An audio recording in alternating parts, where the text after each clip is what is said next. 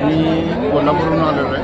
गेली 1986 पासून मी गजानन महाराजांच्या दर्शनाला आम्ही येतो. मी प्रगट दिना दिवशी माझ्या घरी कारगोडी म्हणून माझं गाव आहे, तिथं जवळजवळ 500 लोकांचं मी जेवण करतो.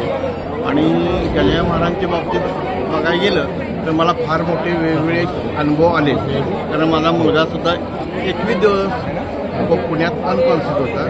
तो 21 दिवसानंतर महाराजांच्या कृपेनं बरा झाला. आता तो व्यवस्थित आहे, नोकरी वगैरे करतो आहे. आम्ही शून्यातून वरती आलो आहे. आमचं ज्यावेळी काहीच नव्हतं त्यावेळी महाराजांची जी आम्ही सेवा केली, महाराजांनी आमच्याकडून सेवा करून घेतली, याचा आम्हाला भरपूर प्रत्यय आलेला आहे. आज काय सगळं झालं? आज आम्ही काही नाही आहे ह्याच्यात आम्हाला समाधानी ठेव. आमच्या पाठीशी नेहमी उभा राहा. सगळ्यांना चांगली आरोग्य मिळवून दे, चांगली बुद्धी मिळवून दे आणि धनसंपदा, आरोग्यसंपदा सगळ्यांना मिळवून देत, सर्व आनंदानं राहून देत, हीच मी महाराजांच्या चरणी प्रार्थना आम्ही उभयता करत आहोत. आम्ही पुण्यावरून इथं आलेलो आहे आणि प्रत्येक वर्षी प्रगट दिना दिवशी आम्ही पुण्यावरून येतो. इथं आल्यानंतर जे मनाला समाधान मिळतं ते कुठेही मिळत नाही. कारण इथली स्वच्छता, दर्शन, हे समाधान जे आहे ते फार सुंदर आहे. दर्शन झालं नाही, आता आलो आहे आम्ही, आता लाईनला जाणार आहे. नमस्कार गजानन माऊली. आम्ही आज इथे मजमिरामध्ये दर्शनासाठी आलेलो आहोत. मी बुलढाण्याची आहे आणि दरवर्षीप्रमाणे इथे सुद्धा आजही प्रगट दिनाचा खूप चांगला महोत्सव जमलेला आहे.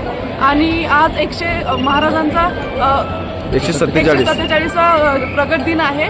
आम्ही मेन म्हणजे आम्ही कॉलेजचे विद्यार्थी आहोत, तर आम्हाला हे माझ्या सगळ्या मैत्रिणी आहेत आणि आम्ही दर्शनासाठी आलेलो आहोत. आणि इथे मंदिरामध्ये येऊन मन खूप प्रसन्न होते. महाराजांची सेवा, इथले सेवेकरी, खूप प्रसन्न वातावरण असं आहे. तुम्ही पण दर्शनाला या आणि मंदिराला नक्कीच भेट द्या.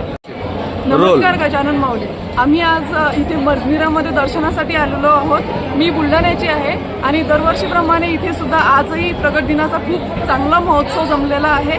आणि आज महाराजांचा 147वा प्रगट दिन आहे.